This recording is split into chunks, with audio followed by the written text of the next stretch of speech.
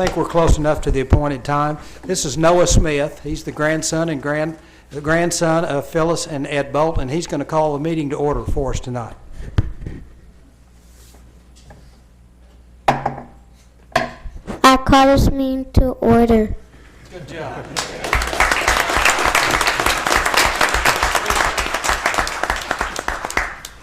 I hope that'll get to be a common thing with us. So, Bolt. Here. Dillon. Here. Harrod. Here. Finley. here. Rutherford. Here. Seahorn. Here. Salter. Here. Please stand and join us in the invocation, please.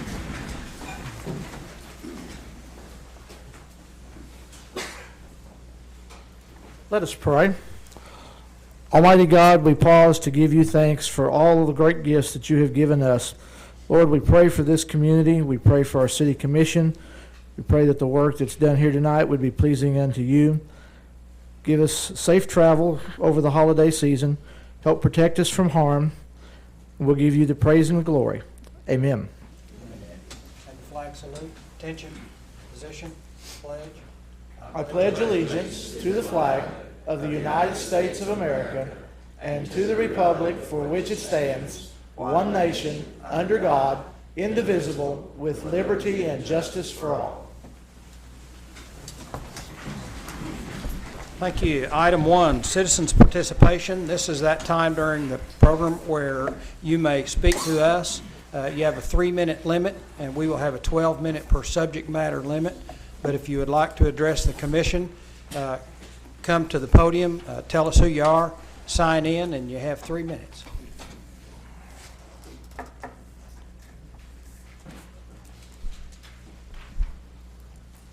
I'd like to speak. My name is Mark Finley. I am living in Shawnee all my life. I live now at 2305 Troon Circle. When I left home, that's where I'm going back to. I lived here my entire life, and I want to briefly address the Blue Zones project of Pottawatomie County. In full disclosure, I must tell you that I am a member of the Blue Zones Steering Committee, as well as the chairman of the Vitas Foundation. What I want to say tonight is that I want to thank the local Blue Zone staff for all the work they've done in our community on behalf of all of us. They've given us educational opportunities to learn how to live healthier lifestyles through our diet, exercise, and interaction with our neighbors. From our grade schools to our senior center, they're making an impact on all our lives. So I personally want to recognize them tonight and call them by name as Rachel, Lindsay, Taylor, Miriam, and Corey, and thank them and ask them to keep up the good work. That's all I have. Thank you. Anyone else?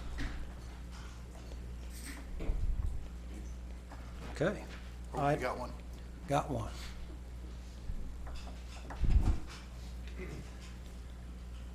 Sorry, I didn't see the sign-in sheet. Is that?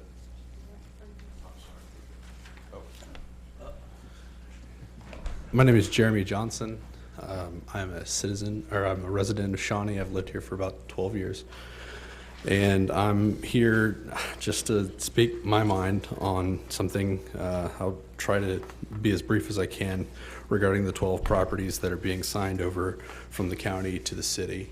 I don't believe that the city should be, or that the county should be in the business of seizing people's land and giving them to other private citizens without the opportunity for without the avenue for other folks to make the same option to obtain that land.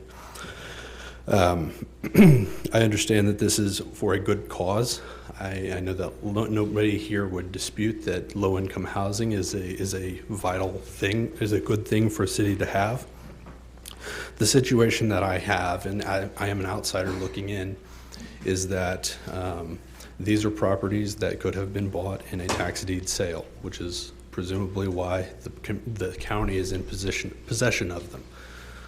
They chose not to do so and have now approached the commissioners to find a workaround to sign the land over to the city so that the city can give the land away. I don't believe that anybody involved in the process is acting in any corrupt manner, But I do believe that this, from the outside looking in, could be perceived as such.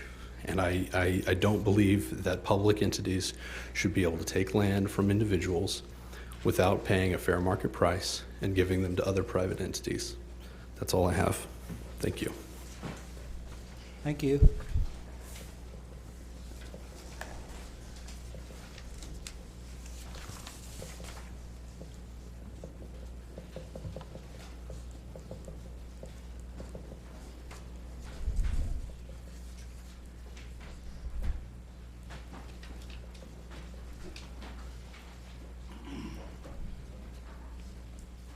Thank you. Hello, my name's Kay Steele Herod. I'm here tonight representing the COCA Board. I serve on as a board member to the COCA. I'm also here to talk about item number 10 on your agenda.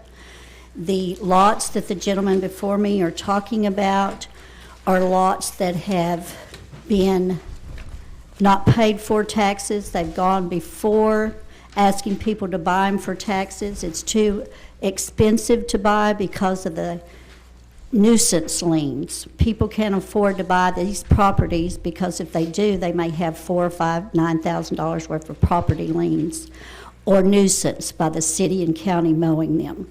The city and county cannot mow them and take care of them. This giving them to a nonprofit for low-income housing to get them back on the tax rolls, you would be collecting tax for the county. And I think it's a win-win situation for everybody. Private citizens had the opportunity to buy these properties when they went up for tax sales and nobody wanted them or could buy them or afford them. They wasn't worth what the amount that was being asked for them because of taxes and nuisance liens. I just want to give my support to COCA. There is already low-income housing in downtown. The OU study that was done years back said that the thing to thrive downtown is to get housing down there and bring it back to life. And I think that's where it's a good opportunity. It's for the, also ties into the American National Bank where the radio station is, will also be a part of this grant proceeding. If we don't get approval on this tonight, then we can't apply for the grant that we've been working on that's due in January. So it's important that it get passed tonight if possible, and I appreciate your attention and thank you. Thank you, Kay.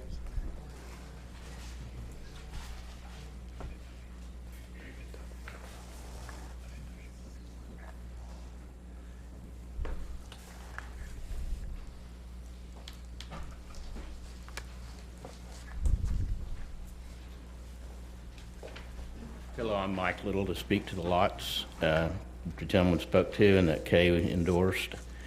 I've been living here almost as long as Mark Finley. Built probably about 1,000 houses in Shawnee, developed projects all over the state. And the project that we're looking at is similar to the project that was done with the Woolworth building. It added 28 units of housing to downtown. The townhouses were just completed about a month ago. They're full. The Woolworth building, we're moving tenants in right now. We have a opportunity to have a health food store in the front, and she has signed a lease and moving in. And this will be a similar project, except we're going to take on a nonprofit, and they will be the 51% owner. We did this similar project with them in Seminole a few years back. They have the credibility of the nonprofit. We have the credibility of a developer, having developed over half a dozen of these type of projects. And you have to have the two come together. At my age, I don't want the building back at 15 years, nor does my partner, Norm Seaberg, so we felt it was best to give us the best opportunity to get the project, to let COCA have 51% of it. They will own the building after 15 years. They'll have use of the first and second floor of the old American National Bank, which we spent the money to get on the tax register. This is nothing new. We did this approximately 15 years ago with the county, 55 houses around town, and then we did it about 8 years ago with another nonprofit out of McLeod and revitalized High Street just off of East Main. I don't know if anybody's seen those or not, but the gentleman that spoke to this is misinformed on a lot of his facts. So I tried to reach out to him and talk to him, but I never got an answer. Anybody have any questions? I'd be happy to answer. We were hoping Barbara Loudermilk would be here. She said she's on her way out the door, so she's a nonprofit, but she can answer questions when it's brought up if you'd like. Thank you. Thank you, Mike.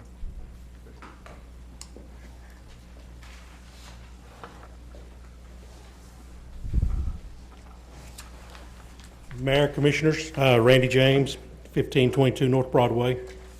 I know, Mayor, you had mentioned several months ago, or about a month and a half ago, not to believe everything we read or hear. I'm getting some feedback from people that have talked to other people, and that we've even heard on the radio, that there are several commissioners that are looking in at transportation to bring people from the south side of Shawnee, taking them up to work up on 45th Street and northward. That would be a better use of money than the bike lanes on Broadway, in my opinion.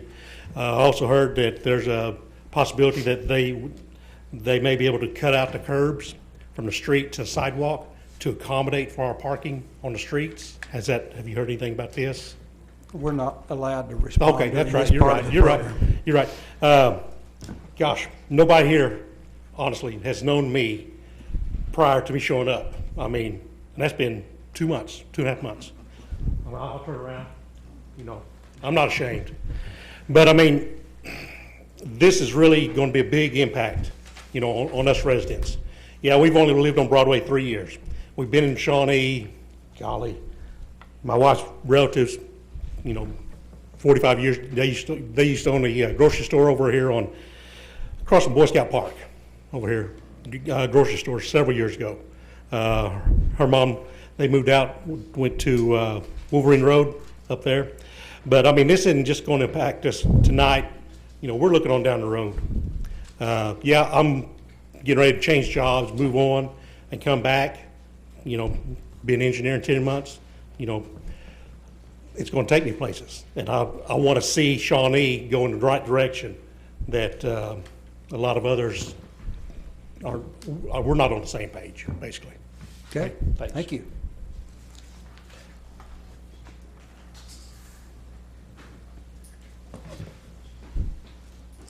Anyone else?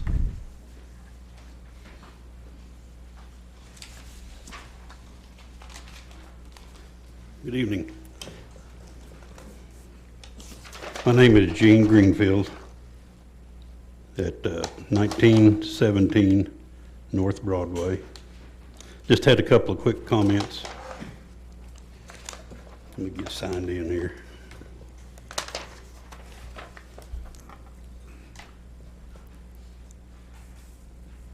And in the same vein as Mark Finley spoke about Blue Zones, I also want to say that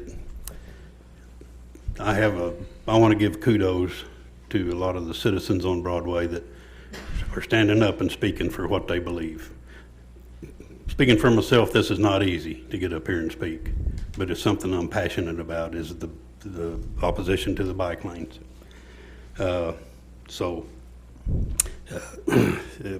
I just wanted to give kudos to the folks that are attending the meetings and voicing their concerns. Also, in the listening session we had last Wednesday, I believe it was, in my comments, I had mentioned a couple of times that this or that about our street, our street, and at the end of the meeting, I felt like that I got corrected for calling Broadway our street. We're taxpayers, and just as Shawnee's our city, Oklahoma's our state, Broadway is our street, and I reject the correction. Thank you. Anyone else?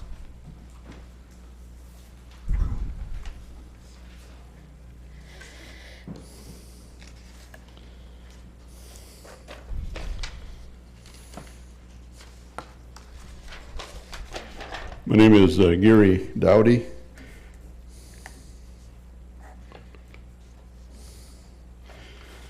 On item 7, I appreciate the work that's been done by the commission preparing the long-range planning. And we attended the planning meeting last week when the commission made a recommendation not to accept this rezoning of the property on West MacArthur. I moved out there at the end of '99, around 2000, when the property was county property. And we were part of the group that got us into the city. The findings of the committee, the report was that they would like this area to be residential. When we bought the property in '99, one of the questions we were asked was, what was our intention of the property? And our intention was to have a long-term home in a residential area. Before the city took the property in, there was a storage lot put across the street from our house. And there's been some voiced opposition to that. It hasn't really caused a problem, but it's not residential. There's been a lot of residential activity in the area, continues to be. Really appreciate the work of Mike Little and those other contractors putting developments in and around Shawnee, and there's more planned for west of where I live. We would like to keep that a residential area, and so we are resisting the approval of rezoning, and I simply appreciate the opportunity to speak to that. Thank you, Gary.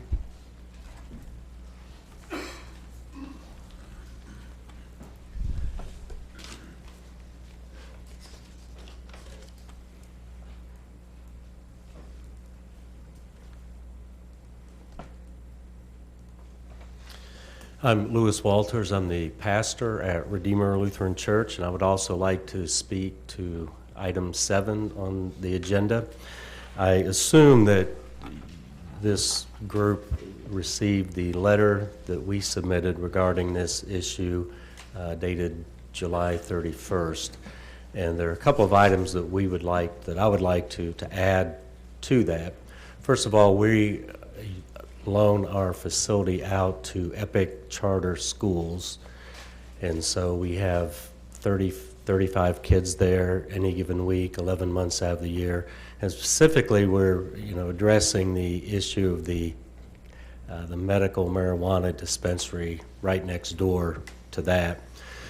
Secondly, just as information, a study was done by one of the major universities, and 3-year study in Denver regarding this very issue, regarding crime rates around these kinds of facilities, and the findings were that in neighborhoods adjacent to these kinds of businesses, the crime rates increased to those levels equal to neighborhoods that have liquor stores and bars. So that is one of our concerns, and we appreciate you giving us the opportunity to speak to it, and thank you. Thank you. Anyone else? Going? Gone? Thank you. Item 2, does anyone care to remove anything from the consent agenda? Seeing none, would entertain a motion to approve. I move to approve that. Commissioner Gillum, is there a second? By Commissioner Harrod. Call the question. Motion carries 7-0. Item 3, animal control.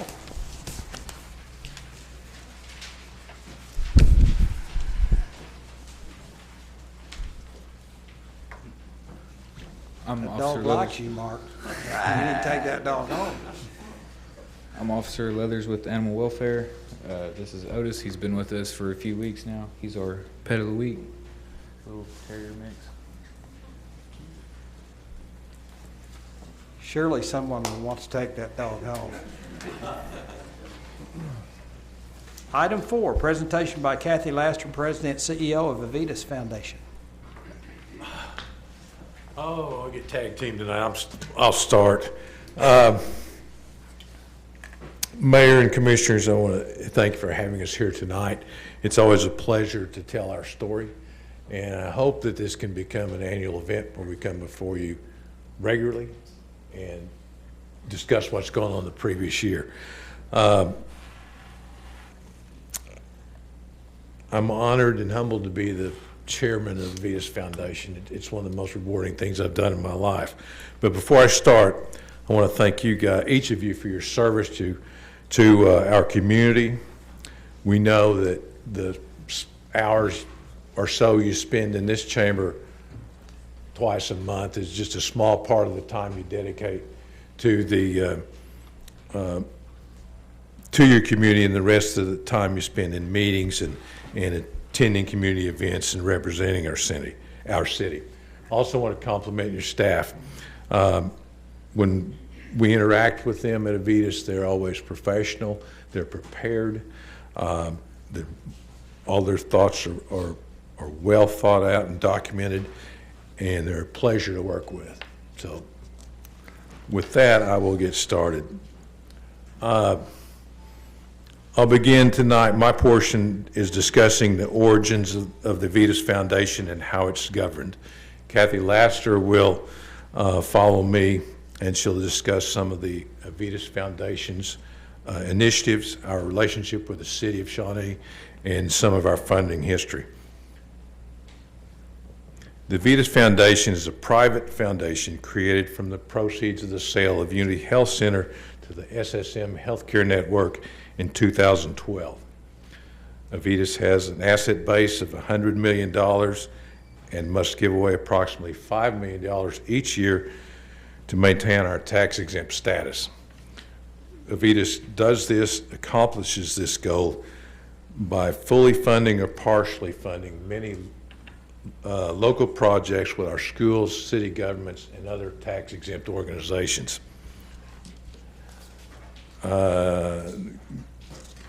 Avitas is currently governed by 12 directors, pictured here on the screens. 8 of us are survivors from the Unity Health Center Board, and 4 directors began their service to Avitas in October of 2018 after 5 of our founding directors retired. Those that retired that we're indebted to include Michelle Briggs, Linda Prater, Kelly Coons, Charlie Shields, and Mike Adcock for their service to the Unity Health Center as well as the Avitas Foundation. Our board of directors takes their role very seriously, and they bring a diverse set of views and priorities that make for healthy debate and sound decisions. All our directors recuse when necessary from all the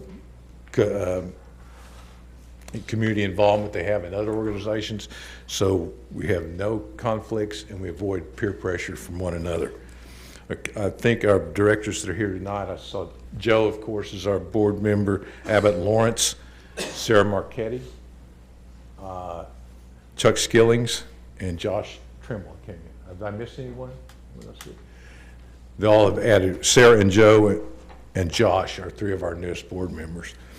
Next, Kathy. Thank you. All right.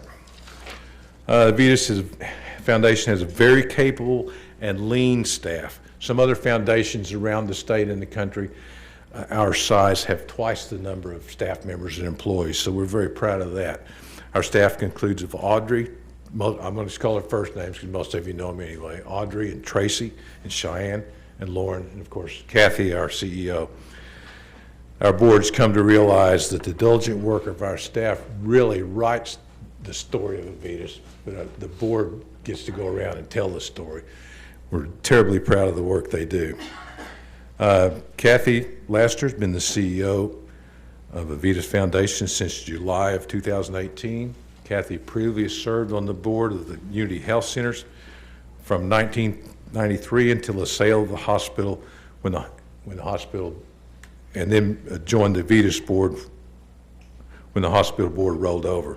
During her tenure at Unity, she served a term as the chair of the board. She served on numerous committees, including the committee that researched the sale of the hospital and the transition to a private foundation. Again, the Board of Avitas is very proud of the work that Kathy and her team are doing to further our mission and our vision.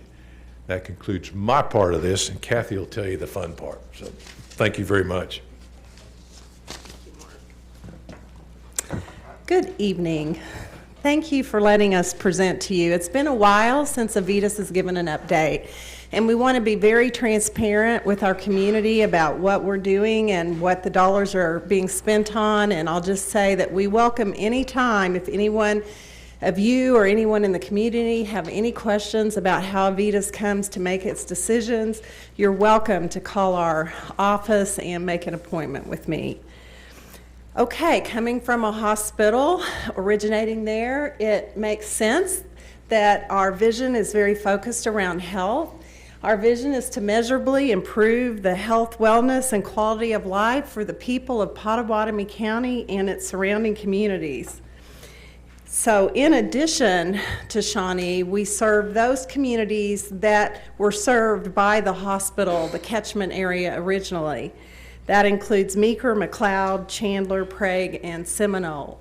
We think one of the best things we did as a board was make the decision to contain our giving to a geographical area so that we could make a deeper, long-term impact for the communities that we live in.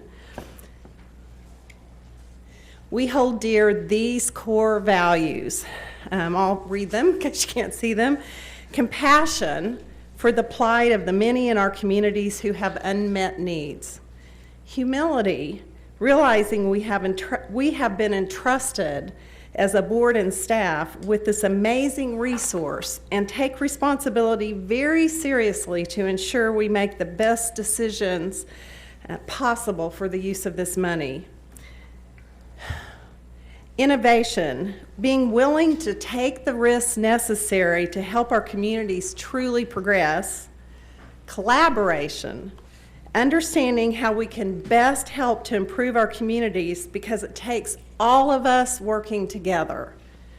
And stewardship, this is foundational as we must sustain the foundation's resources so that we truly will be here for good. Every decision we make, we follow these core values as we consider them. So since the inception in 2012, the Avitas has invested approximately $40 million in our communities, including a $15 million match of the cost of building the SSM hospital tower. We've done it, we give out money in the areas of health and wellness, social services, civic and community, education, and arts and council. Just for a quick view, about 46% of the monies that have been paid out have been in the area of health and wellness, and the rest of the monies being split among the remaining areas. We consider the city of Shawnee to be a critically important partner in the goal we all have of improving our city. So we want to first just thank you for your time, your intelligence, and the emotional energy that you guys put in as commissioners in our city. We see ourselves as a resource to you and to other cities that we serve. Any progress that's to be made has to be made in partnership. And because of your forward thinking and action, we've been able to accelerate the rate of progress in this city, and I think a lot of people are feeling that. While we feel fortunate to have a dedicated foundation in our area, a resource many communities are very envious of, we couldn't achieve it without your leadership.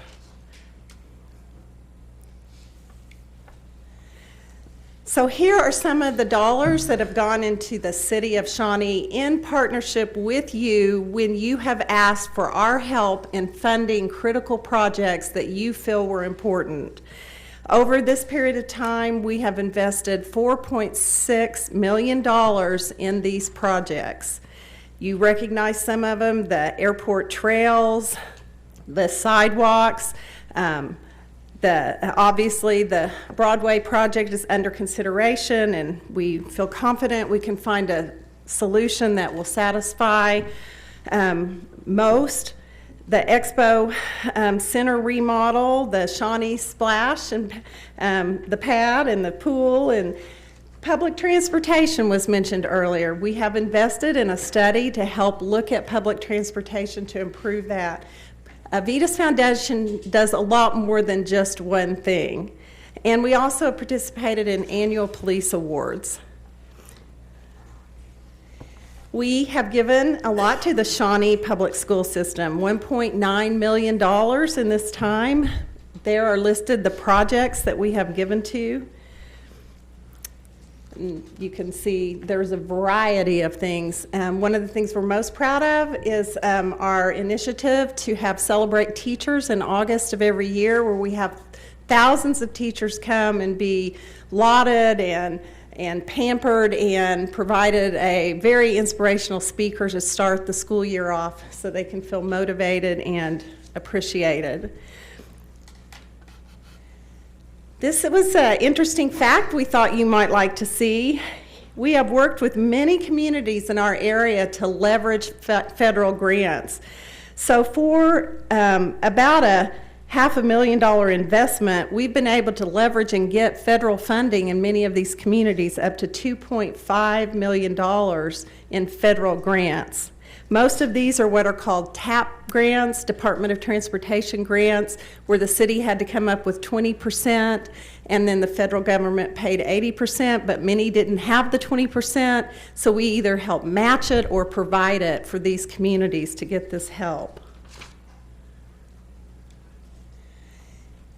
Just for you to know, these are examples of other communities besides Shawnee in our catchment area that we have helped. $2.5 million have been given to support public parks, splash pads, playground equipment, including ADA type equipment, sidewalks, trails, refurbishing a public pool, educational pilot projects for classrooms, and we even help with the Justin Turney Foundation in Tecumseh. When our board first formed, we decided that in addition to being a grant maker, that we also wanted to be very proactive in making strategic investments in our community to meet the needs. We did a community needs survey, the very first thing, and we took a look at what some of the most important, critical problems were to address, talking with many people in the community.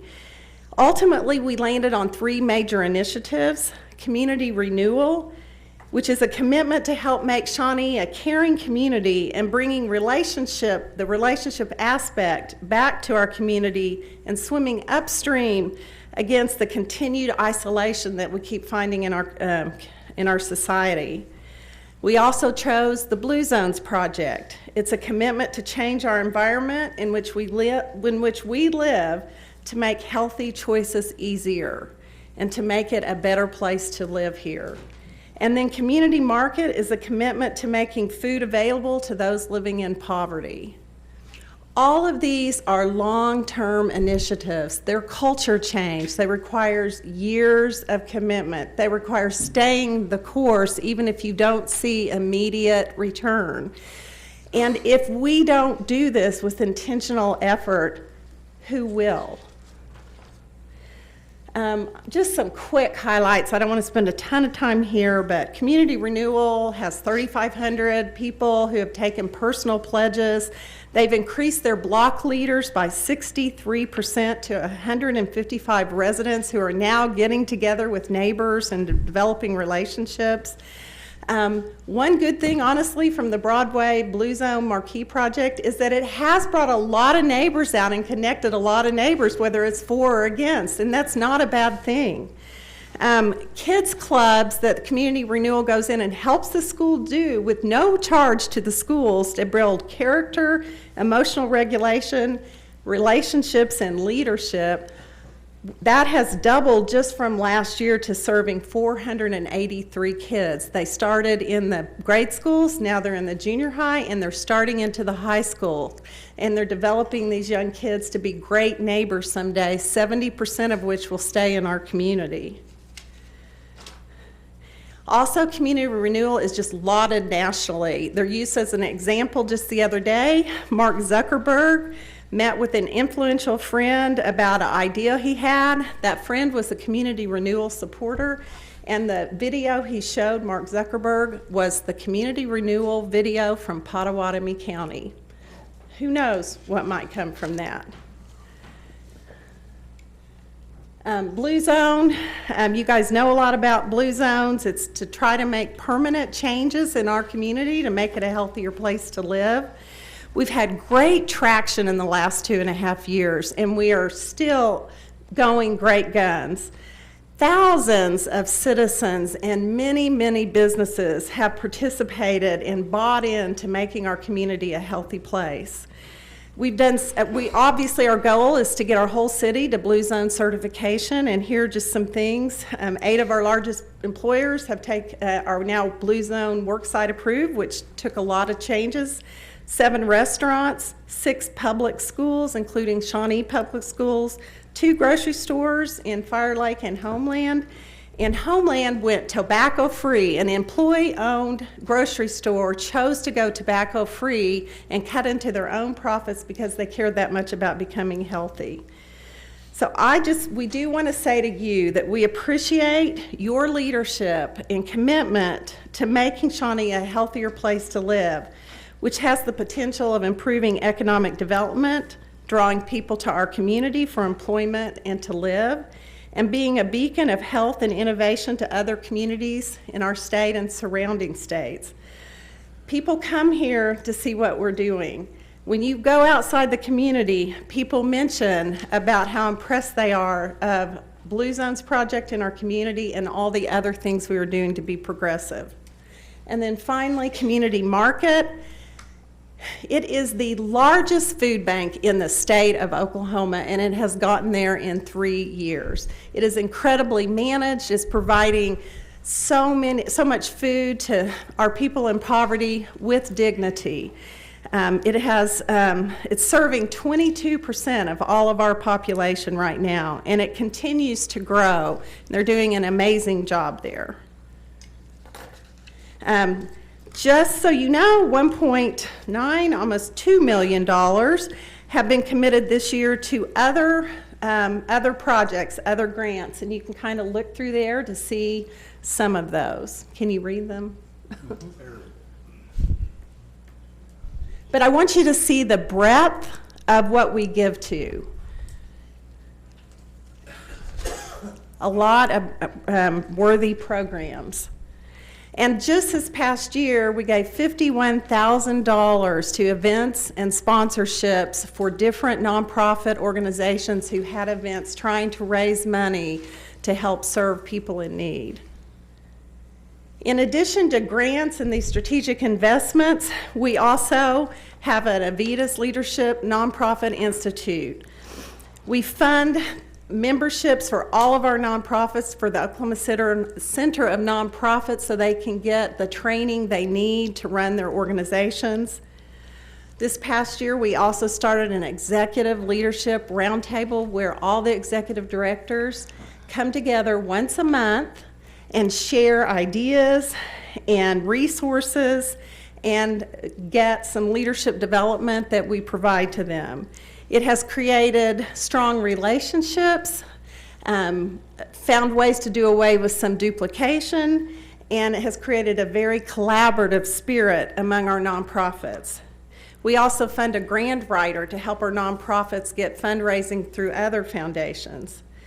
We have an excellent nonprofit leadership community here, and you should be very proud of them and support them.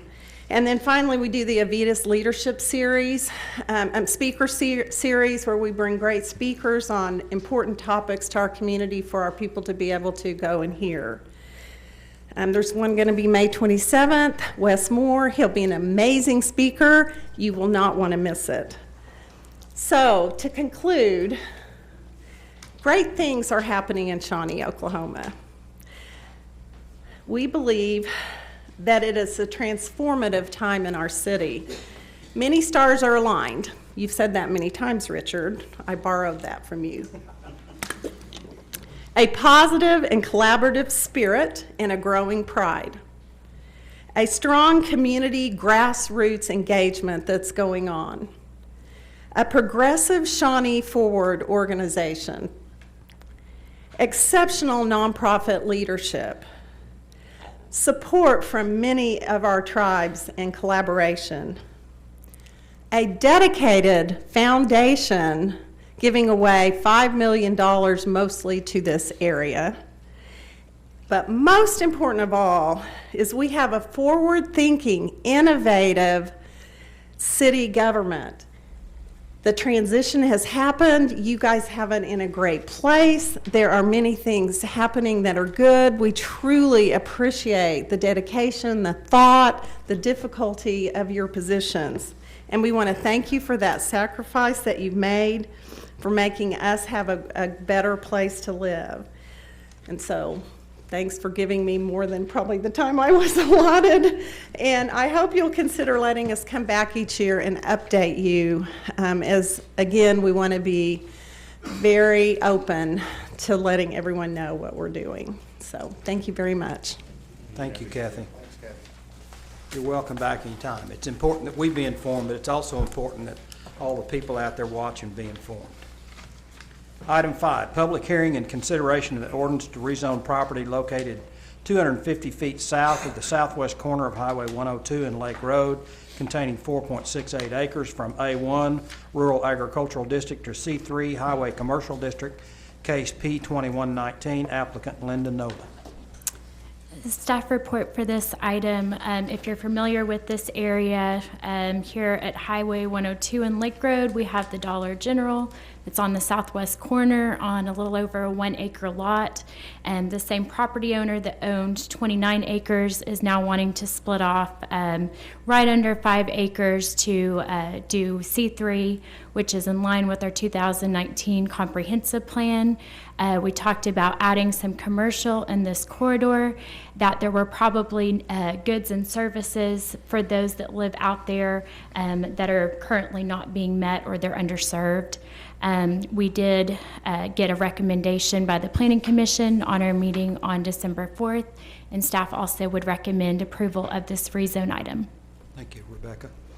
Any questions of Rebecca? Well, I know I talked to Mr. Nolan sometime back, and we discussed that issue we're looking at right now, and I think it's really good that we're moving ahead with this, and I'm 100% for it. I think that type of thing we need to in that area would be a big plus for them, everybody out there.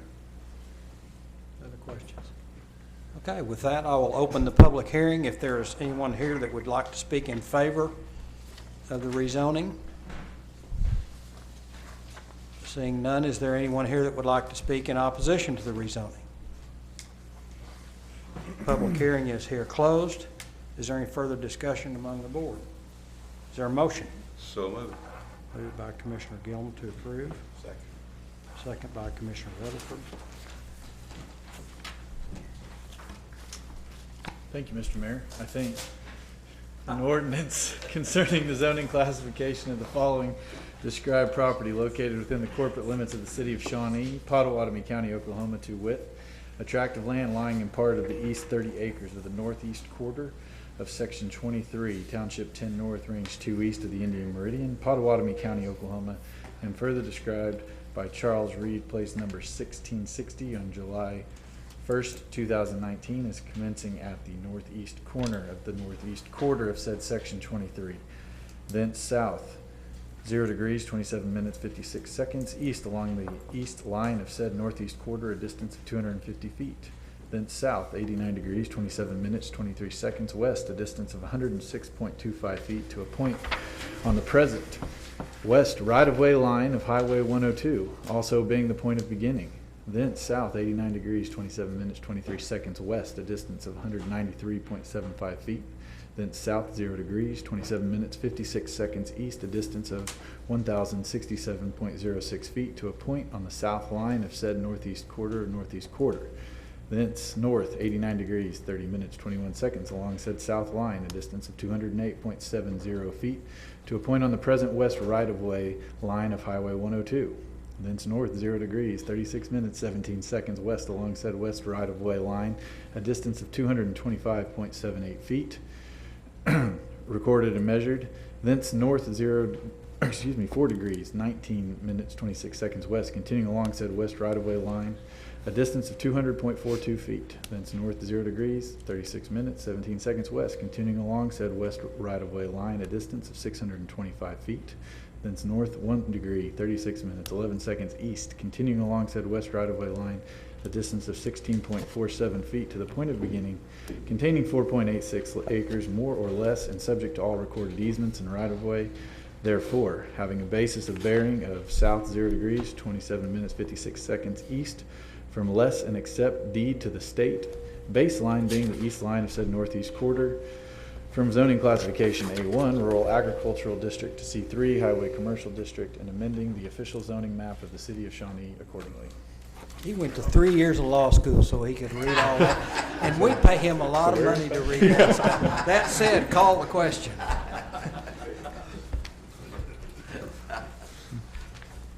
That make you feel good? Motion carries 7-0.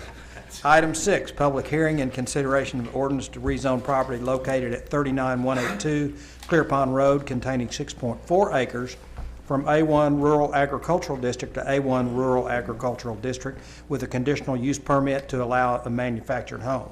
Case P-2219, applicant Karen Hinrichs. I think it's Heinrichs. Very close. Pardon yes. me, Karen. So on this application, in the city of Shawnee, according to our zoning code, you can have a mobile home in two places. In a mobile home district, which would be a mobile home park with high density, smaller lots where they have their own type community or subdivision. The other would be an A1 with the granting of a conditional use permit. There is a permanency that stays with the property, so it can transfer ownership. And as long as it is kept in good condition or is not vacated for 6 months, it will always be allowed on that property. We did not have any opposition or letters of support.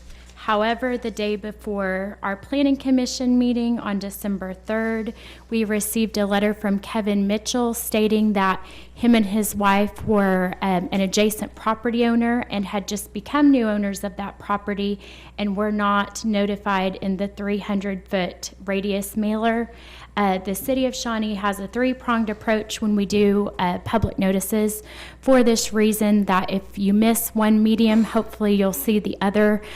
So the abstractors list that was obtained by the applicant at that time was not current to include the new owner of that property. So it had gone to the previous owner. We also do a public notification in the Shawnee News Star, as well as post a physical sign on the property. I did get legal consult from Joe, and he said that we've done our due diligence in notifying, so that was also shared at the Planning Commission meeting. We did have a neighbor that did speak at Planning Commission in support of this application. It was brought to our attention that there were some code enforcement issues there west of this particular property, and we've opened a code case on that. I did want to clarify that that is not this property. This property is raw land only at this time. Staff and Planning Commission would support the rezone of this application to allow a new mobile home to be moved in on the 6.4 acre tract. Questions of Rebecca? Is the code enforcement issue on the adjacent property, is it a related owner? It is not a related owner. Okay. It's different than this owner. Okay. I declare the public hearing open. If there's anyone here that would like to speak in favor of the rezoning. Seeing none, is there anyone here that would like to speak in opposition to the rezoning? Public hearing is closed. Is there any further discussion? Did I miss someone?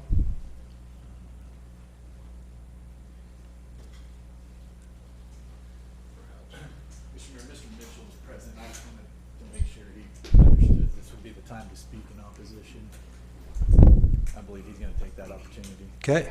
My name's Kevin Mitchell. I live there on Clear Pond. We never received any mailer out. It went to the previous owner. That was the first and only thing we got, except was the thing put out there in front of it. And I didn't notice that because it dead ends up there towards the lake because they closed the bridge down. So you don't go past that at all. And I just got curious and went down there and seen what it was about 2 days before the hearing. And I don't read the paper, so it's just I'm within the 300 feet, and I should have had that, at least that going for me, and it wasn't. Okay. And there is some issues with the property itself. And, that's one of the reasons why I needed time to get the stuff in before the city and stuff in the planning commission. Okay. Anyone else? The public hearing is now closed. Is there a motion? And just by way of clarification, again, Mr. Mitchell, his letter, when Rebecca was discussing that, it had requested that the planning commission continue the hearing, so he'd have that opportunity to get that information. The determination was made that it was appropriate based upon the fact that the 300 feet list, the certified 300 foot list, did not include Mr. Mitchell and his wife as the property owners because of a recent transition in the property, but is still compliant with the statute. And the planning commission recommended approval? Correct. And the staff recommends approval? Correct. Any questions of council? Would entertain a motion?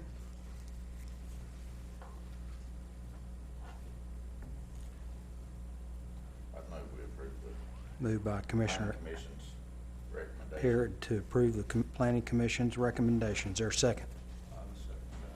Commissioner Gillum.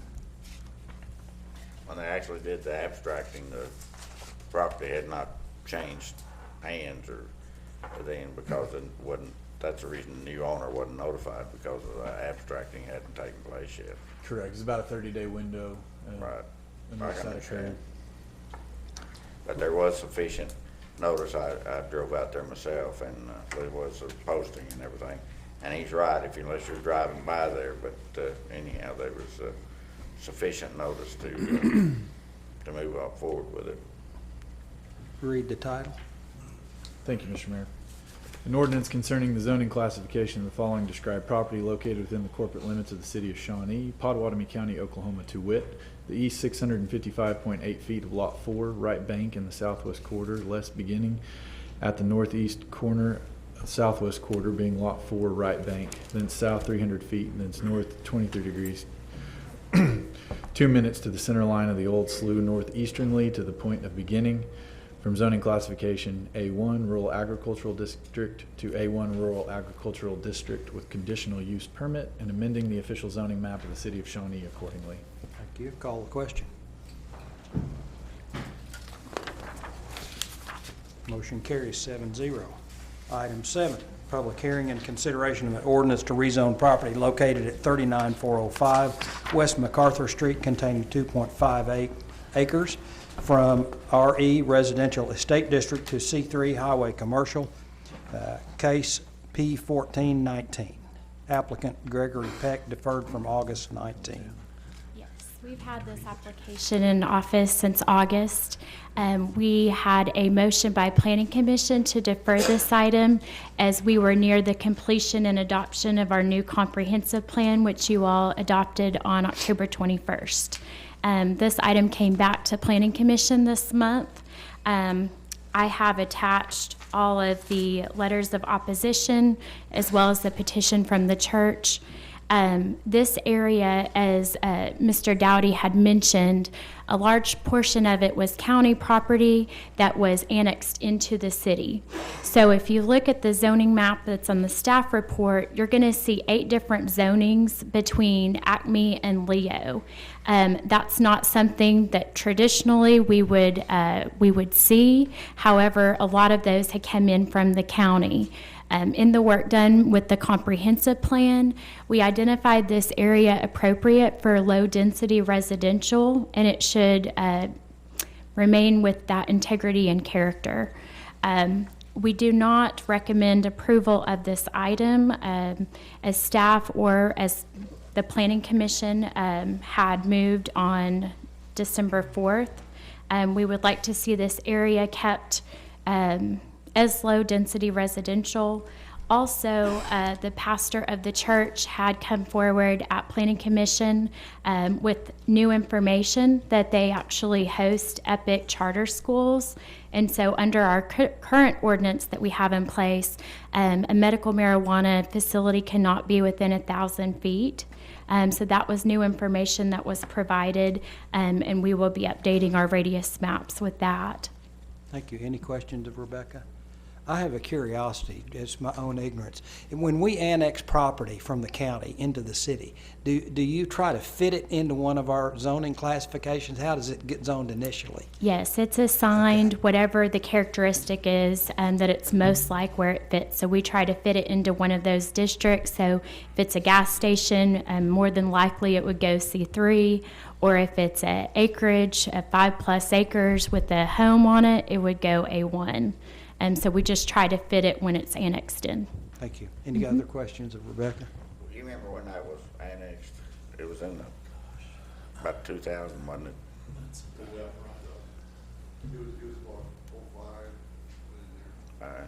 Yeah, I remember that. Thank you. I declare the public hearing open. If there is anyone here that would like to speak in favor of the rezoning. Is there anyone here that would like to speak in opposition? Thank you very much. The public hearing is closed. Is there any discussion among the board? I move we affirm the Planning Commission's finding and reject the zoning. Moved by Commissioner Harrod, second by Commissioner Bolt to adopt the Planning Commission's recommendation and city staff.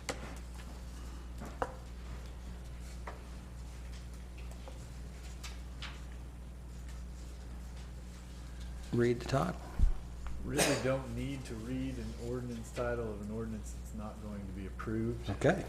Call the question. You dodged a bullet. Yeah. Motion carries 7-0. Item 8, discussion and consideration of an ordinance establishing a designated health zone encompassing certain areas within the municipal limits of the city of Shawnee, Oklahoma, as Chapter 15, Health and Sanitation, Article 5, Designated Health Zone, and providing for codification, repealer, and severability. Y'all are going to get tired of me by the end of tonight. This item is something that has been a couple years in the making with leaders of several organizations around town. Just to name a few, Shawnee Public Schools, SSM Healthcare, the YMCA, Gordon Cooper Technology Center, Oklahoma Baptist University, Community Renewal, Gateway to Prevention, Shawnee Housing Authority, and the City of Shawnee. It's essentially the proposal for a wellness district encompassing the geographic boundaries of those organizations, really targeting our youth, where vaping has become quite popular. And it would allow that to stay a vape-free or tobacco-free area. If there is someone underage that is using those products, there can be enforcement to go with that. There's currently not FDA regulations on these products, and the schools especially are seeing kids that are under the legal age to use the products that have them. And there's a commercial out right now by Truth that says, do you know about the long-term effects of vaping? And it says, no, you don't, because no one does, because this product is new and it hasn't been out long enough for us to really see what those long-term effects are. So staff would recommend approval of this health zone. We want to have a healthy community and a better community for our youth, the 70% that's going to stay in Shawnee and continue to be here. So this is more of a step in our view of looking at this picture and recognizing it, and then making some movement in the direction of trying to correct or to bring it to the attention of the public. Absolutely. Okay. I wouldn't be surprised if vaping doesn't get no out of a worse physical or health condition than what a smoking has been, and I sure hate to see all these young people running around with those, The evidence, the evidence to date is horrible. That is, I mean, I'm really concerned about it, so I applaud I know, I see their hospital representative back there, and I know how he feels about it, about what it cost us in health care, this smoking alone, so I don't have a problem with it at all. Chuck, would you like to say a word or two? I'd like to hear. You don't have to. Again? I do know where you stand. I'd like to hear how you feel like SSM Health is within this boundary. And also give you another opportunity to speak on this You're subject, fixing if to you don't retire. mind. You need to take these opportunities within Yes. the next 30 days or so. or Like they'll- I said, if you'd wait another 60 days, I could give you a different message. So, to your point, there was a study that I learned about today that was completed by the Journal of Preventive Medicine. And in summary, and it's a very large group of participants, but in summary, what they're finding is that a lot of the chronic illnesses associated with cigarette smoking is now starting to show up in the younger population, but at a much accelerated rate than what you would see from cigarette smoking. So again, and I mentioned this at the last time I was here, imagine a 25 or a 30-year-old with emphysema or COPD, and those are lifelong chronic conditions that are very expensive to manage. And so obviously as a hospital, and I've talked to many of our physicians about this, this is the right thing to do. This is a way to kind of stick your toe in the water. I'm sure it's going to get met with some resistance. But if you're really going to make a difference, we're going to do this everywhere. Vaping also, I understand, is quite a bit cheaper than what cigarettes have. I won't So, attest to that. I'm just saying, it's more prevalent because it's available to more people, probably at an easier price as well. So it sneaks up on you, something like this. We are seeing a higher prevalence of vaping with the youth than we are cigarette smoking. Right. That's the concerning piece to the healthcare professionals. Questions of Chuck while we got him? Get her done. Thank you. Thanks, Chuck. Would entertain a motion. So moved. Second. Moved by Commissioner Sehorn. Who seconded? I did. Commissioner Gillum. Thank you, Mr. Mayor. An ordinance establishing a designated health zone encompassing certain areas within the municipal limits of the city of Shawnee is Chapter 15, Health and Sanitation, Article 5, Designated Health Zone, and providing for codification, repealer, and severability. Call the question.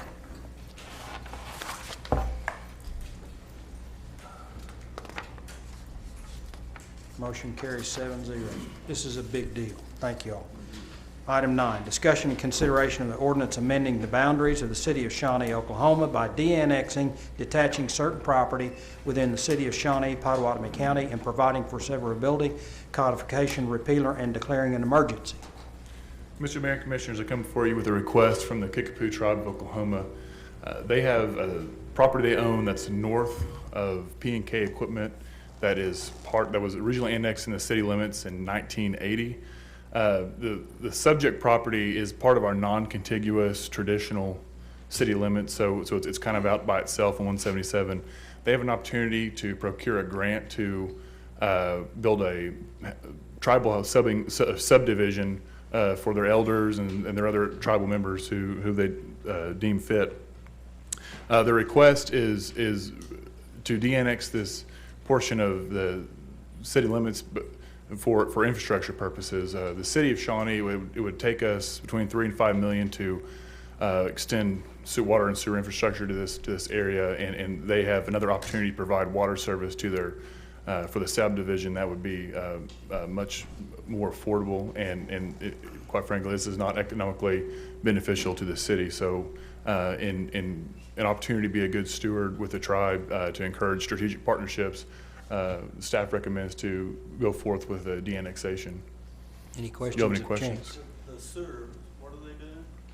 They're going to build a housing subdivision, and the sewer system and the water system are so far because this is not part of our contiguous city limits. What are they gonna do for sewer? They'll use septic systems. I'm sorry. Okay. Yep, they'll use this, like anaerobic septic They're gonna systems. be on acre lots, I guess? That's correct, or yes, sir. Whatever it takes, the Mhm. DEQ. So who oversees it once we de-annex it? The county? County. Other questions? And they have their own tribal requirements as well. Has the tribe owned this since 1980, or have they just? No, they have not. I believe they purchased it in 2012 or 2014. They've held it for some time. I think the closest water and sewer to our utilities are there on the corner of, what is that, Leo and MacArthur, so, and we hooked up to where the casino, Kickapoo Casino is, so this would be a pretty good jump across there into 177. Of course, I'm usually opposed to any kind of de-annexation because what we need to be in the business of is adding area, not, de-annexing, but I think Kickapoo Drive has proven over the years that they're, they do very well with their housing and they patrol it, and we don't have to worry about the code enforcement because they police up their own and do a good job at it. And it works for our greater community, which they are a part of. Absolutely. It'll be a good part. And Commissioner Harrod is correct. Generally, the government is, and the municipal government in particular, is not in the business of de-annexation. Traditionally, annexation is where we have opportunities is correct. This is really an opportunity for a partnership with the tribe. And because it's not economically feasible, we can't provide service to them, to that area readily. That's why we were recommending the annexation. Any other questions or chance? So the way I understand the sales tax that would go to that, we wouldn't get anyway because. That's correct. Tax exempt. Right. As a sovereign nation, they're already tax exempt, so there's no tax benefit. Right. Is there a motion? So moved.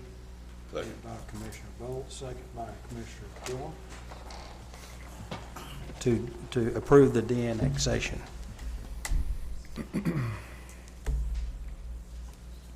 Mr. Mayor. An ordinance amending the boundaries of the city of Shawnee, Oklahoma by de-annexing, detaching certain property within the city of Shawnee, Pottawatomie County, and providing for severability, codification, and repealer, and declaring an emergency. Call the question. Motion carries 7-0. Is there a motion to approve the emergency clause? So moved. Moved by Commissioner Gillum, second by Commissioner Bolt. Call the question. Motion carries 7-0. Item 10, consideration of approval to deed the following properties to Central Oklahoma Community Action Agency. Mr. Mayor and Commissioners, as accepted, we accepted the properties in the consent agenda for the purpose of transferring these to COCA with restriction.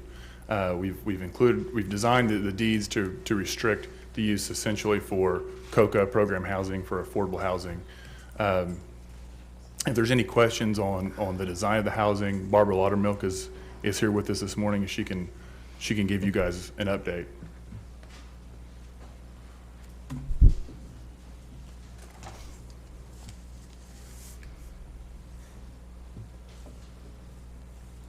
I will mention while she's coming up that this item that I personally have scrutinized, as well as Chance and our council, in terms of beating it up and to make sure that we're not transferring property for less than value to private individuals. So we're under severe restriction in terms of to whom and by what means we can transfer property, and this has passed the smell test. So. Well, good evening, Mayor and City Commissioners. Thank you again. I am Barbara Loudermilk, and I'm the Executive Director of Central Oklahoma Community Action. And for the community and the audience that may not know, we are a nonprofit, but we were created in 1967 by the Economic Development Act by President Johnson. Our operating capital, most of it comes in from federal allocations through community service block grants. So we've been in existence for 53 years, and COCA, under that umbrella, has been in existence for 51. Our mission is to address the needs of poverty, and with the opportunity for this particular proposal to go into Oklahoma Finance Authority, we can build low housing for low income, and with the need in Potawatomi County, my allocations that come to the nonprofits in 6 counties, it comes through Census Bureau data. And the forecast for 2020, unfortunately, is at 3 of my counties. And I remind you that that's why I'm a little late. I've been in 3 counties today working. I work with many municipalities and many counties. And the forecast for Lincoln, Potawatomi, and Seminole is that we will have an increase in poverty. So the need for housing in this area is desperate. With this proposal, we hope to do some emergency shelters in the building that we're proposing.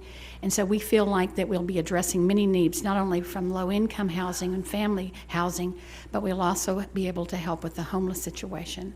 So I can table any or answer any questions you gentlemen may have about the proposal. Any questions of Barbara? I thank you. Is there a motion? Moved by Commissioner Bolt. Second by Commissioner Rutherford. Mr. Mayor, just so there's clarification, that would be a motion to approve the deeds as presented with the restrictions on transfer. Correct. What he said. Before you read that, I'd like to mention that, of course, well, Mr. Little just finished a project downtown lately, so, and also the buildings on Philadelphia there, which is a big improvement for that area, and there's some other items in there, buildings that need to be torn down. I would, serving on the commission for the last 12 to 15 years, we've done this before, and Mike's always done a good job of going ahead and completing the project. Sometimes it takes a year or two, but to get the applications approved, but he's always done a good job of doing the projects and done good houses, and they were always attractive to the community and add to the community. So the latest project's going to be, I think, a really good thing for downtown. Right. Get people living down there. The Office of Hiring from Tinkerfield did a presentation at Shawnee Forward meeting last week, and they have substantial hiring demands in the near future. There are companies here locally that are looking for people. It would be my hope that we have no future need for low-income housing, but we don't have that. We do have the need at this point. So you kids that are out there, go to school, stay in school. There are good jobs out there to be had. With that said, call the question.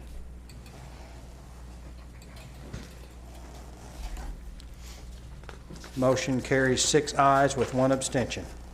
Item 11, consider a resolution to declare real property located at 518 South Beard Street, known as Fire Station 4, AP Block 123, in 50-foot lots 14 through 17 as surplus, authorizing staff to solicit sealed bids to sell the property and set a minimum bid price. Thank you, Mayor and Commissioners. We've determined that this building is no longer needed in the vision of the fire department. It has, it's kind of fallen down. It doesn't have any use to us. It has some things in it that we'll get out, but it just has no use for the future of the fire department. Any questions of Chief? Building on East Main, we still using it? Yes. Yes. Okay. Any other questions? Would entertain a motion? So moved. Moved by Commissioner Harrod, second by Commissioner Bolt. Thank you, Mr. Mayor. A resolution declaring certain real property located at 518 South Beard Street, AP Block 123, north 50 feet, lots 14 through 17, surplus and no longer needed for city purposes, describing said property and authorizing staff to advertise for sealed bids for the sale of said property. Call the question.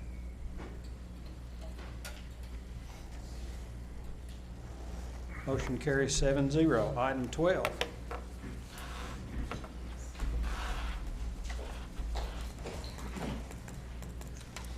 Good evening. So I continue to have good news.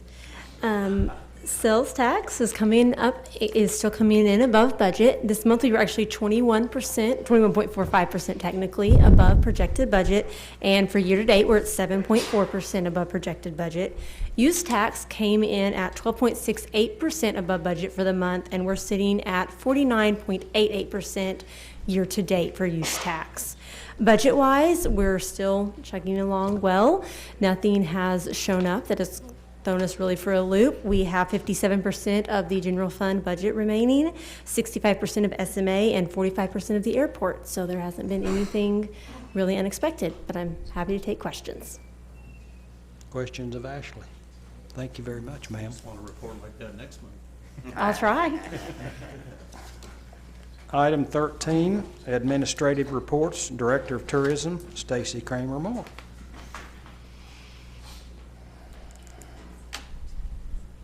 So I've been instructed to give you a short report. We'll see how that goes, because several of you have said, be sure to talk about this when you come. So we'll see how short we get. So Governor Stitt has declared Oklahoma should be a top 10 tourism state. Those of us in the industry are pretty excited about that, but what does that mean? I mean, as Oklahomans, we've not necessarily thought of ourselves as a tourism destination, but it's very exciting that at that level, as well as Lieutenant Governor Pinnell, we're hearing more and more about Oklahoma as a tourism destination. That's never happened before, and it's very exciting for us this industry to kind of get that limelight in a way that we haven't seen. But you're going to see a lot of new and interesting approaches from the state and from all different levels of our government, because it's coming from the top down. So one of the reasons that they, as well as communities, love tourism these are taxes that you and I as citizens don't pay. They're taxes that come into the system. Our budget is funded by the hotel motel tax. People come to stay. That's how our department gets funded.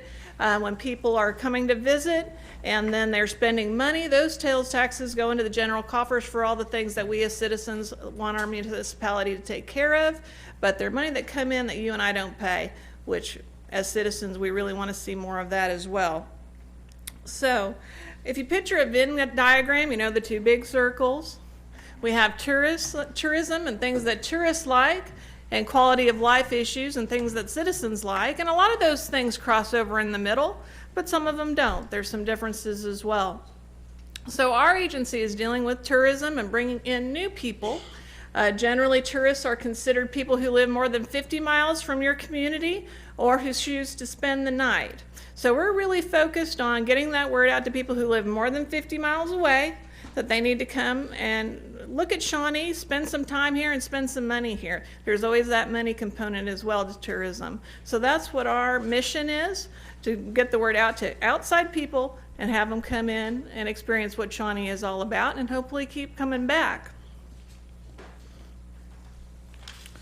So with that in mind, you're probably not going to see a lot of Visit Shawnee advertising here in Shawnee. We have wonderful organizations that plan local events and do things for the citizens like you and me, but our mission really is to reach those people outside and bring them in.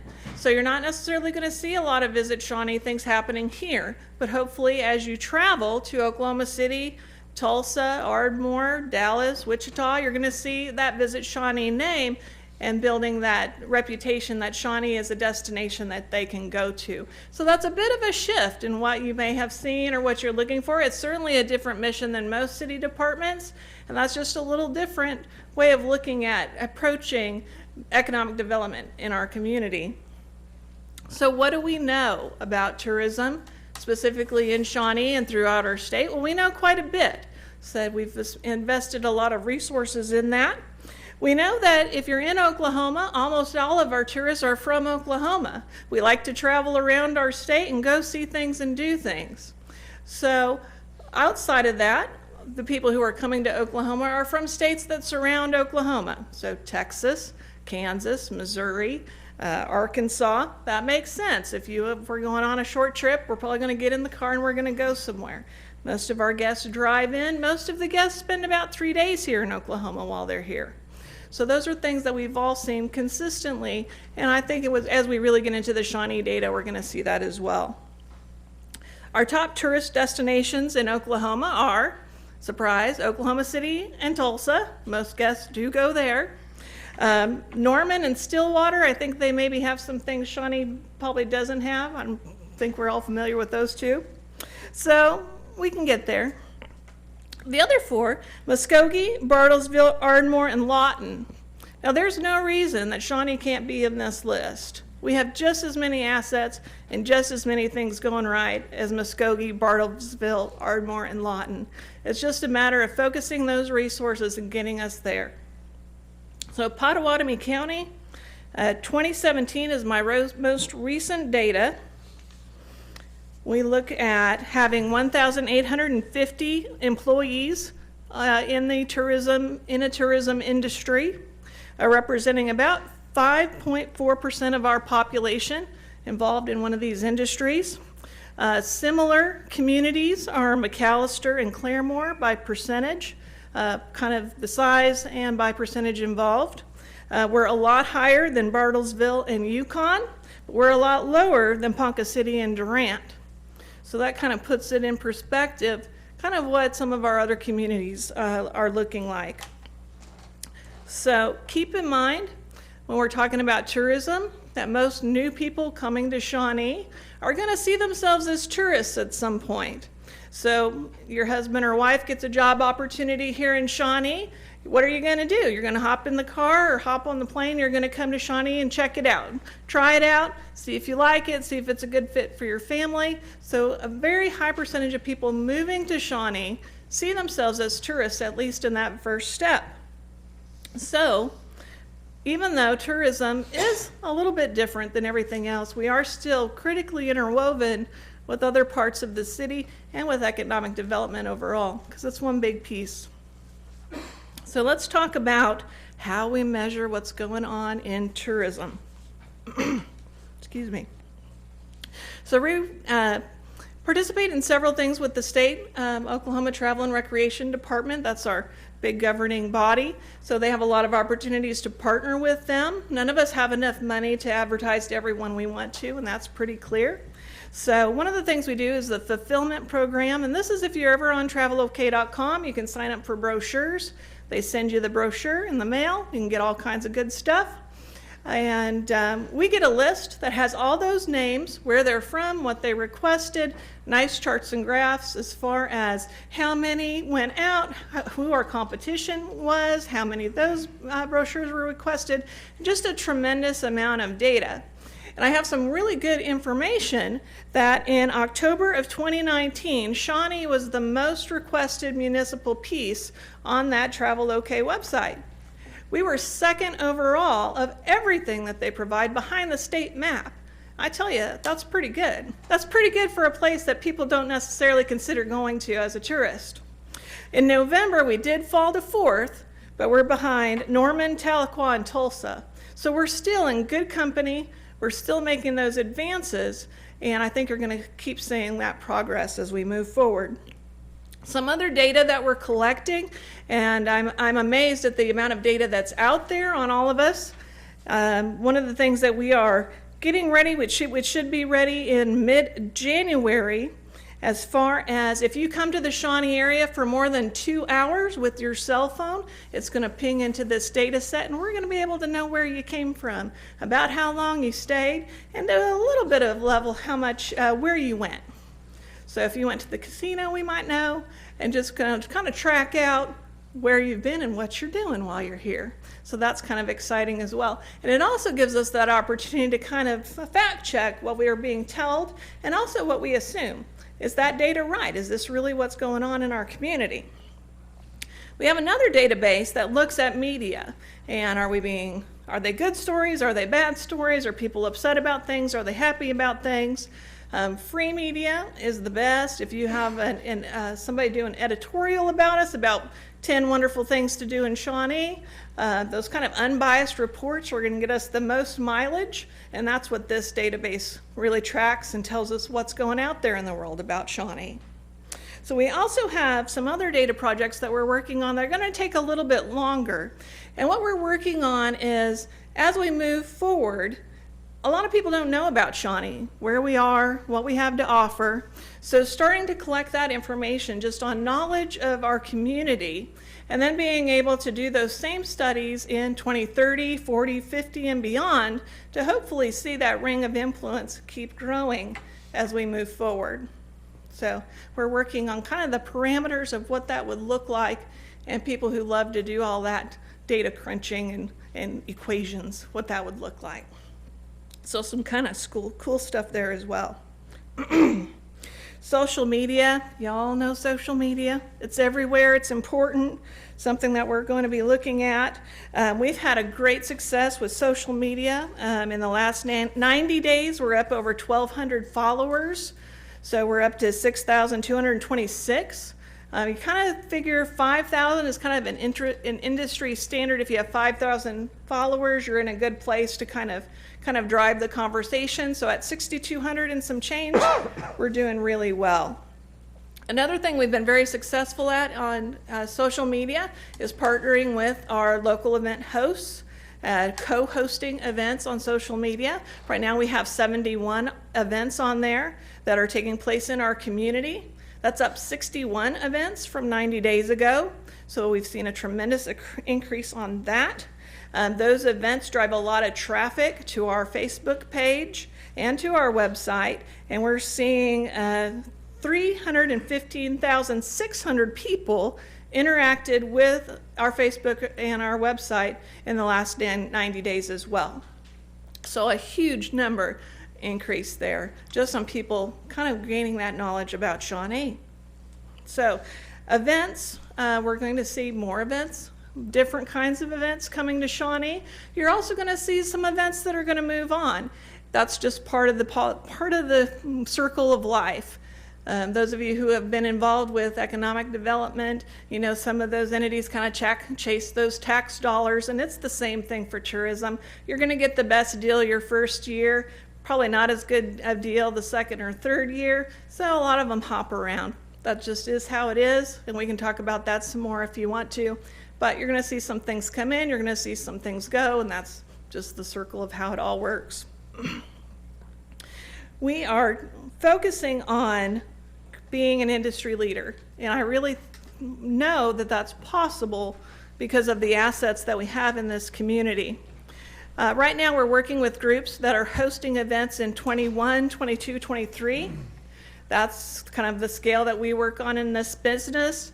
If you're working with a group planner that's coming in, they are planning, if they're domestic, they're looking at 2 to 4 years out.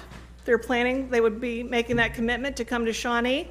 International folks, we have a lot of Chinese visitors and a lot of Australian guests that are coming into Oklahoma. They're really 3 to 5 years out. So if we haven't heard from them and they haven't booked for 2020, they're not going to book for 2020. We've missed them, and hopefully we can catch them about 2023. So that's kind of that circle as well. So next steps, what do we need to do? Well, we need to make sure Shawnee's ready for guests. And what do we do when guests come to our house? Well, we clean up. So we need to be sure that Shawnee's looking good. And that's y'all's code enforcement and all those things that y'all talk about. So make sure Shawnee's looking good. We've got a wonderful strategic plan in place that does things like public art. We've got new parks and improvements. We've got all kinds of things heading in the right direction that are going to be really positive strategies for Shawnee.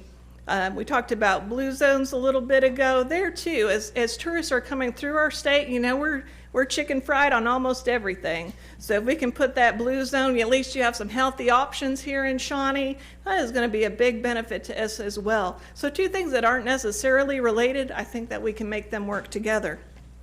We're working on better communication and transparency with the city. You know, we have a lot of rules and regulations. Folks need to know what we're doing and why we're doing it. And I follow that as well. I don't ever want to hear, I tried to bring that to Shawnee, but I didn't know who to talk to. I didn't know who to ask. Hopefully, as we get the word out and as we work together better, we can find those opportunities and take advantage of them as well. So some other things we're doing, old school. We've started a little mini marketing campaign called a Shawnee Shout Out, and we are doing paper ads. They still exist and people still read them. In the Oklahoma Gazette, that's kind of the cool kids in the Metro. Metro Family Magazine, that's your urban moms. Oklahoma Living, which is rural families. So those are kind of your big targets. So just get them thinking about, one, all the things we have going on in Shawnee, and two, we're not that far away. Y'all can come over and visit us. You're going to see us do more billboards. That's in the planning phase. A little bit of television and radio. Again, those are very expensive but targeted buys. We've expanded the Welcome Center at our office at 231 North Bell. So any businesses who want to participate in that, we'd love to have your materials. You'll hopefully be seeing more about that as well. We are updating our Visit Shawnee brochure. We'll probably get that out in the spring. That's one of our ongoing projects. But to really make that a showpiece as well and focus on all the wonderful things that we have going on and the diversity that we have here in Shawnee. Once we have that new brochure, and with the brochure we have today, which is quite good, expanding where those brochures are. So we've expanded our coverage to Fort Smith, Wichita Falls, Wichita, Kansas, and then throughout Oklahoma. So if you're heading towards Shawnee, you're at least going to have the opportunity to see that Visit Shawnee brochure on one of those stands.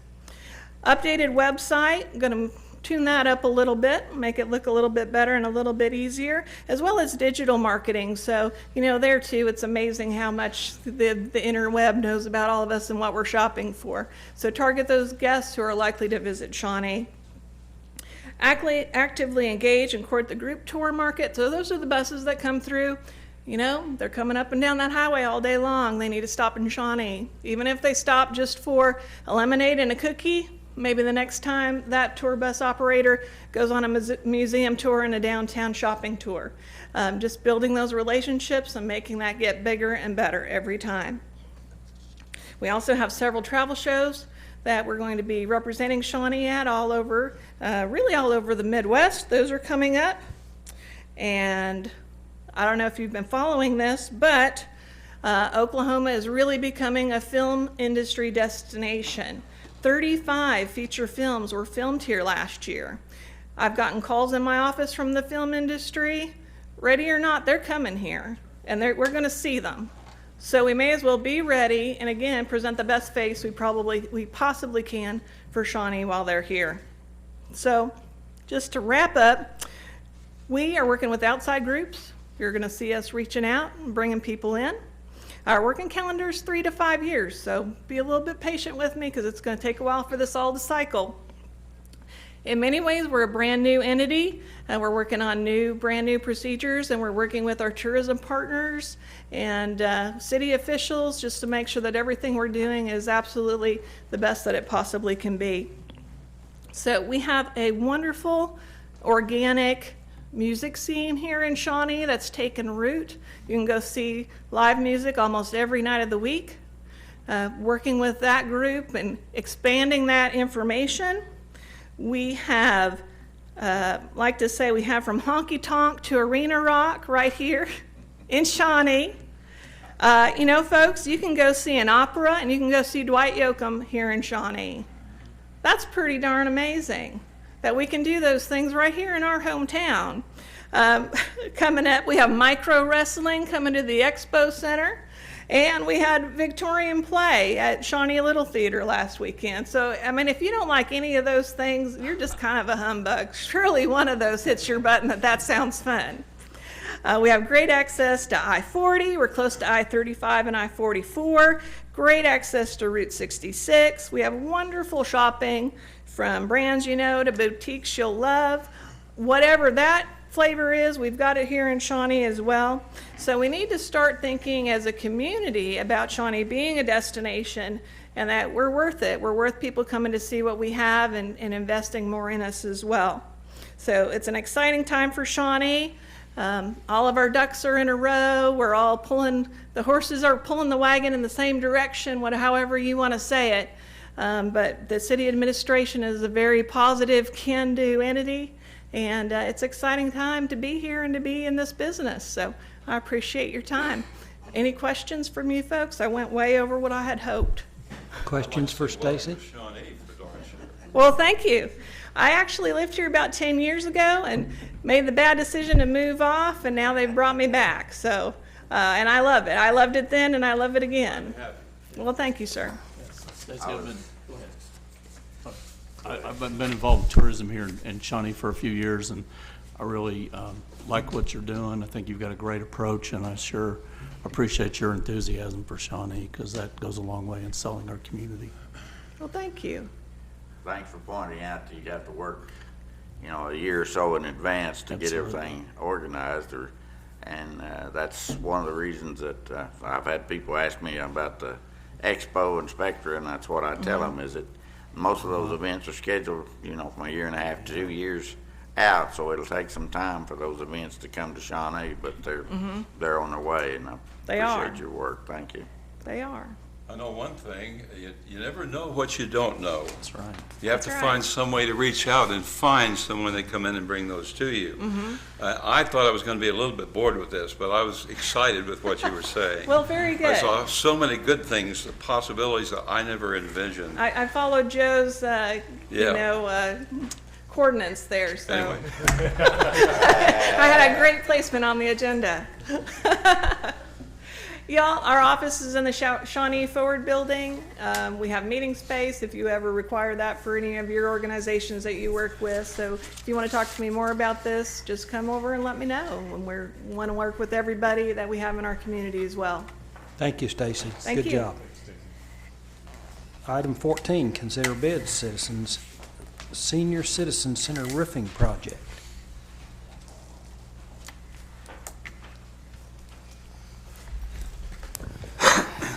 Good evening. As y'all are aware, I was up here at the last meeting ready to award this, and or that day, and I received a phone call and decided that I better hold off and have a little more discussion. And to come to find out, there was a misunderstanding with some of the information that was being shared. So I'm here tonight to award this, and it will be going to the lowest bidder. Staff will recommend to award this roof bid to Ground Zero Roofing and Construction for the Senior Center Roofing Project, and the base bid is $63,500. Because of some of the leaks on the roof, there could be an extra cost of $4.50 per square foot for any insulation that may need to be changed out, and there won't be that much on that. Any questions of James? Move we approve the bid. Moved by Commissioner Harrod to approve. Second. Second by Commissioner Rutherford. Call a question. Motion carries 7-0. Item 15, new business. No new business. Commissioners' comments. Start down this end. Well, the parade, Christmas parade, was a big success. I think everybody that went to that can agree there. We had a enormous crowd. I want to thank our fire department, our police department, and I know you guys got help from lots of other folks too. The fire department, I think we kept you guys busy for a long, long time because of the fireworks that we added this year, and I know there were some people that were nervous with that, but we went about this the right way. The fire department bent over backwards to check everything out, make sure everything was safe and things were going to be done properly and that we weren't putting the community at risk, which turned out to be true. But I really appreciate everybody's help in getting that done. It just goes to show you that, we can do big things here in Shawnee. We really can. If we just aim high and work hard, there is nothing that we can't accomplish here. I'm convinced of that. So, again, thank you for everybody. The whole town's got to come together to do something like that on the scope that we did that. So I really appreciate everybody's help with that. Also, I want to thank Kathy and the Avitas folks for coming out tonight and giving us an update on what you're doing. We're very lucky to have you guys in our community. As you showed all the wonderful things you've done, not just for Shawnee, but the surrounding area. And if we didn't have you, we wouldn't have all those things, or the choice would be that we'd have to pony up and dig that out of our own wallets. So we're very lucky to have you guys, so thank you very much.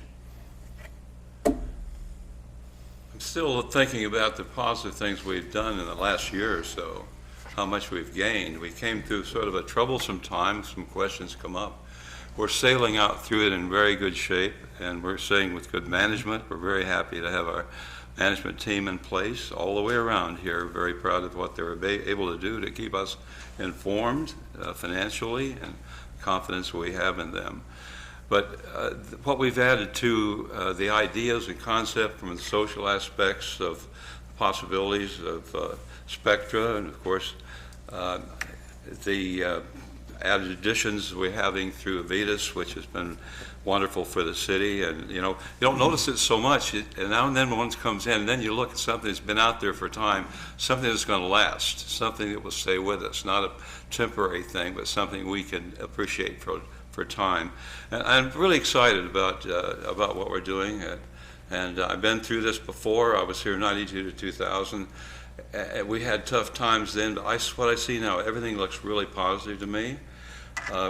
All the way from the programs that we're going in, the minutiae we're getting into, even down closer to where we're actually living, not sitting up here, but really getting down and get to where the rubber meets the road. So anyway, I'm really happy to still been a part of this during this time, and a great group of people up here to work with too. Please. I was gonna say, Ed, you probably couldn't have had any better weather than you had for your Christmas parade. I've been attending that for a number of years, and I don't think we've ever had this kind of weather before. So, San Diego, I think. yeah, something like that. It's always really good. And Kathy, into the Adidas Foundation, I can, I passed the community market the other day, and people were lined up down the street and across the parking lot and everywhere else. So I know that is a very good project, and I was happy to see that. And that's one of the things you have to do is teach people, how to cook and things like, just putting it out there and saying eating healthy doesn't do the job like it does to teaching them how to cook, prepare food. So I think that's one of the best projects you have. And as I was on the commission when we started with the pool, and Wes was mayor then, and that's really, we discussed closing that pool, so that was a major project to move forward with. So we do appreciate when Michelle and was in charge of it, but the work they've done. I was surprised when Stacy was talking about social media. I didn't know that. I guess I'm gonna have to get on the ball. I'm not much of a social media person, but I'm gonna have to get on there and see what 300,000 people are looking at on the social media. So I appreciate that. And again, I want to emphasize that just like on the expo, it just takes some time to get everything worked out, and we're going to do that, and we're going to move forward as usual. I enjoyed working with these guys up here. This is going to be my last go around, but I've really enjoyed it. Thank you. James, you don't want to know how many people are stalking your Facebook page without you knowing it, so just keep investigating. Yeah, okay. Kathy, thank you for all the work that Avitas does and continues to do. Thank both of you. It's a wonderful thing, and it's just going to stay this way for a long time, so that's awesome. The parade, Ed, I know you and everyone involved with CEF and all the entities that help the police department, fire department, the people are still talking about that parade. I saw a couple of guys at work today that were still talking about the fireworks and the quality. So they're making plans for next year to either participate or make sure that people didn't get to see it come. So there's a tourism opportunity right there with just the pictures from that fantastic event are going to draw a lot of people next year. So we're planning a year in advance. So there's a year in advance for that. So fantastic, great job. It was awesome. We put the fire chief on the spot probably a little bit on fire station number 4. That was probably my fault. It was a little sentimental to me to see it go, so I didn't want to take that lightly. I spent a lot of time there as a kid. My grandpa spent most of his fire department days in fire station number 4, and so I do understand we don't like getting rid of city property, but when it's been examined that our trucks won't fit in that location any longer, they're not going to get any smaller. We can't use it. It can be put to good use, and our chief and staff and Chance know which directions we need to go, and they've investigated that and answered those questions. So I was all on board, but I did want to mention that is a little sentimental down there, so thank you for talking to that point. Your turn. Not much to back up. Avitas, it's amazing what they've been able to do in such a short period of time. The tangible stuff that you've done with the tennis courts. You look around town, it's everywhere. Without y'all, it'd be hard for the city to be able to do that, or the school systems do it. So much appreciated. Future, the partnerships we need with the tribes, with Avitas, you've kind of struck on all that is something that we need to work on. City leadership, since I've been here, it's pretty well every face in here is new. It's kind of a welcome sight. The direction is fresh. The younger generation's bringing a whole different look at it, which is needed. So, I've been here in Shawnee all my life, and, probably feel better about the town than I ever have, just the direction we're going. Your turn, Benny. It's been wonderful, wonderful reports tonight, and all of the direction that we're going. The sales tax finally is taking a right direction, and so be sure and shop Shawnee. If you can't shop Shawnee, do it online. We still get the benefit of it. And I might mention on item 8 on the health zone, CDC announced today there's been 50 deaths due to vaping, and thousands more have become ill.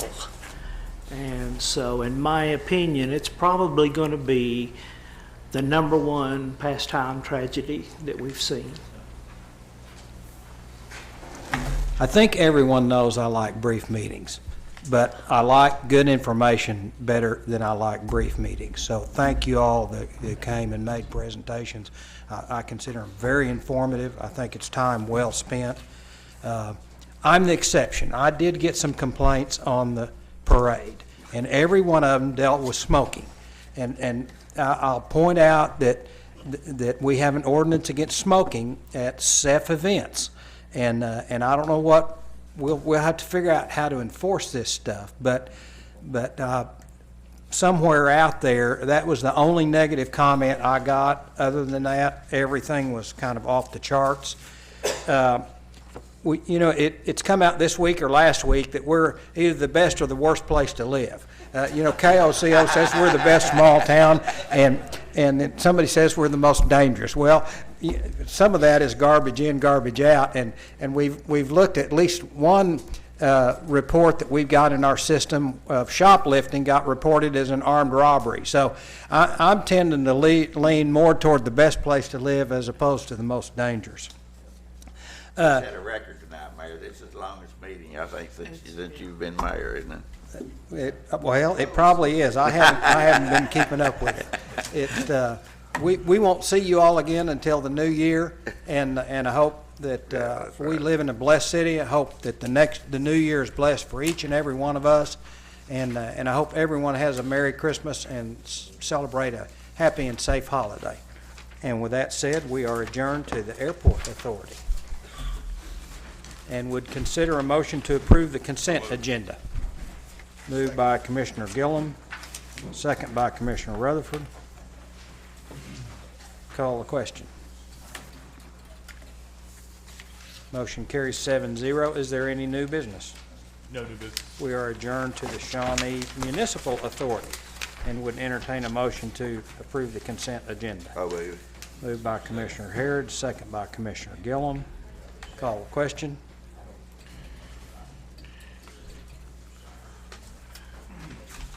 Ben. Wake up over there. Motion carries 7-0. Consider bids, digester cleaning at the Southside Wastewater Treatment Plant. Brad, are you still here? Bless your heart. We'll try to be quick. We opened bids a couple meetings ago. Staff reviewed them and recommends approving the Jordan Contractors bid. Base bid of $262,000 with alternate bid of $40,000.